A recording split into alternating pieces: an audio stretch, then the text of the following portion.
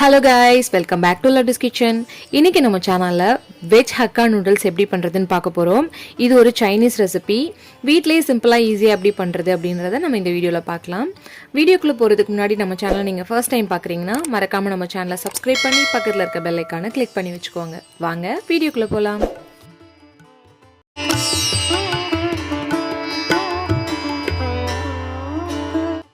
நான் ஒரு பாத்திரத்தில் தண்ணி சூடு பண்ணிட்டு இருக்கேன். இதில் நான் 2 பீஸ் ஹக்கா நூடுல்ஸ் ஆட் பண்ணிக்கிறேன்.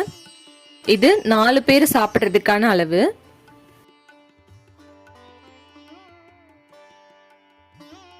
நூடுல்ஸ் இந்த மாதிரி தனித்தனியாக உதிர்ந்து வந்ததும் 1 டேபிள் ஸ்பூன் எண்ணெய் சேர்த்துக்கலாம். அப்போ தான் நூடுல்ஸ் குலையாம ஒன்னோடு ஒன்று ஒட்டாமல் இருக்கும்.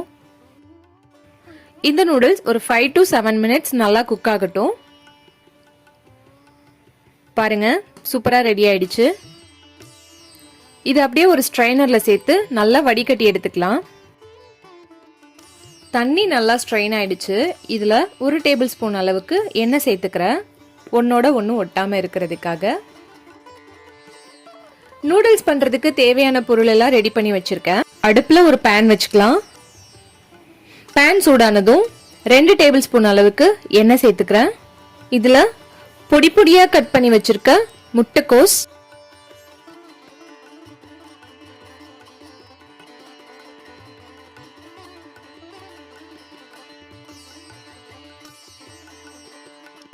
இந்த மாதிரி குட்டி குட்டியா கட் பண்ணி வச்சிருக்க கேரட்,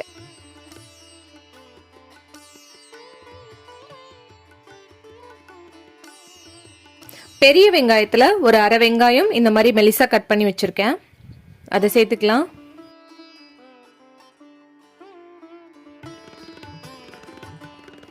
நான் இன்னைக்கு 2 கலர்ல கேப்சிகம் எடுத்திருக்கேன். சிகப்பு குடமிளகாய், பச்சை குடமிளகாய் ரெண்டுமே எடுத்திருக்கேன். ரெண்டையும் சேர்த்துக்கலாம். இதெல்லாம் ஒரு 50 to 60% அளவுக்கு குக் ஆனா போதும். சைனீஸ் ரெசிபி பொறுத்த வரைக்கும் நமக்கு வெஜிடபிள்ஸ் ஃபுல்லா குக் ஆகக்கூடாது, 80% தான் குக் ஆயிருக்கணும். கொஞ்சமா உப்பு சேர்த்துக்கிறேன்.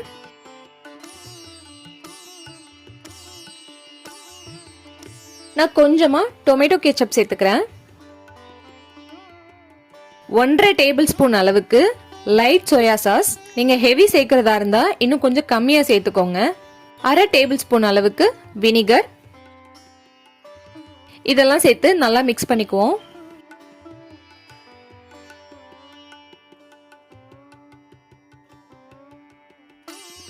எக்ஸ்ட்ரா காரத்துக்காக நான் மிளகுத்தூள் சேர்த்திருக்கேன்.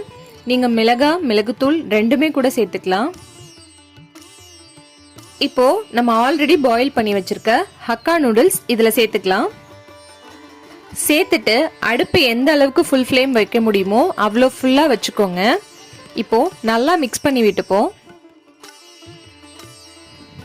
இது ஒரு 2 minutes மட்டும் நல்லா மிக்ஸ் பண்ணி எடுத்துப்போம். அவ்வளோதான், நல்லா மிக்ஸ் பண்ணிட்டோம். அவ்வளோதாங்க, ரொம்பவே ஈஸியாக குயிக்காக வெஜ் ஹக்கா நூடுல்ஸ் எப்படி வீட்லேயே பண்ணுறதுன்னு பார்த்தோம். இதை ஒரு சர்விங் பிளேட்டுக்கு ட்ரான்ஸ்ஃபர் பண்ணிடுவோம். கார்னிஷிங்காக மேலே கொஞ்சமாக கொத்தமல்லி தூவிக்கிறேன். உங்ககிட்ட ஸ்ப்ரிங் ஆனியன் இருந்ததுன்னா ஸ்ப்ரிங் ஆனியன் சேர்த்துக்கோங்க, அது இன்னும் டேஸ்ட் நல்லா இருக்கும்.